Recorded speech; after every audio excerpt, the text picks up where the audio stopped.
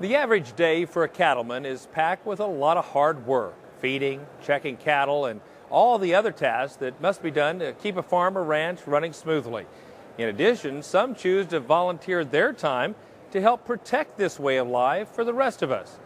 Cattleman to Cattleman reporter Brian Baxter has more about one Wyoming cattleman who supports the beef industry in a variety of ways. Dave True's roots in the agriculture industry run deep in the mountains of Wyoming. My parents were always enjoyed the outdoors. In the mid-50s, when they got involved with a small 35 cow, 1 bull operation up in the Laramie Mountains in southeastern Wyoming, it was just an opportunity to become involved in the cattle business. Their cattle business has grown quite a bit over the last 50 years. Today they have 7 cow-calf operations, 2 feedlots, and 2 farms, all concentrated in eastern Wyoming. The ranch that we're on right now is called the VR Ranch. The VR is strictly a cow-calf operation. Cows that are here behind me are black baldies, as you can see, and obviously on top of those black baldies we put Charolais bulls to end up with the 3-way calves that we have, the half Charolais, quarter Hereford, quarter Angus calves. Agriculture isn't the only area the True family is involved with. They also found a niche in the oil and gas industry. Our oil and gas company is called True Oil. Back in the late 40s, my dad had been working for a company called the Texas Company, which of course evolved into Texaco. And he left the Texas Company and started to run a 2-rig drilling company that was providing drilling services for other companies within the oil and gas industry. And from there it just grew. While many people might think the ag and oil and gas industries couldn't be more different from each other, Dave says the basic concepts of both businesses are actually very similar. They're both natural resource-based industries.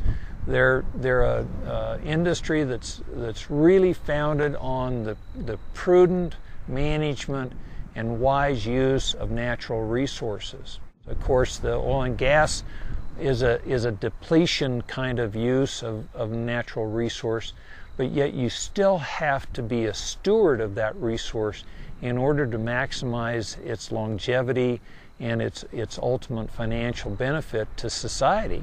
Not only does Dave split his time working at the office and on his ranches, he also holds a volunteer position as treasurer for the National Cattlemen's Beef Association.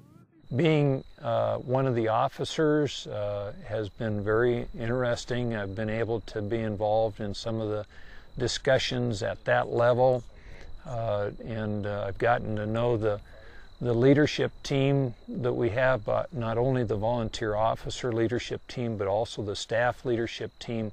And it's a great group of people.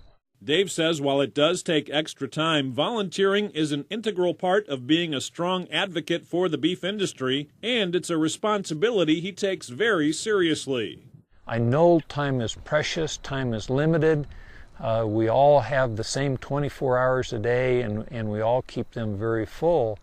But there is a responsibility to serve your industry, to make it as good as you can, as well as maintaining your own operations. I've continued to feel that the industries in which we are involved have been very good to our family, and I want to be involved in an attempt to make them better and to even have those industries available for our children to go into if that's their choosing. Like many cattlemen across the United States, Dave believes that being an NCBA member helps keep the beef industry moving forward. I'm an NCBA member because I feel it's critical that we have producers actively involved with driving the policy of a national organization, as well as providing a sound organization for checkoff purposes. In addition to the oil and gas industry, as well as the agriculture industry, the True name also has an interesting tie to the history books. It's actually my great uncle. His name was Alan Tupper True. He was an artist, a painter, He put murals in the Colorado State Capitol. He has murals in the Wyoming Capitol. He has murals in the Missouri Capitol.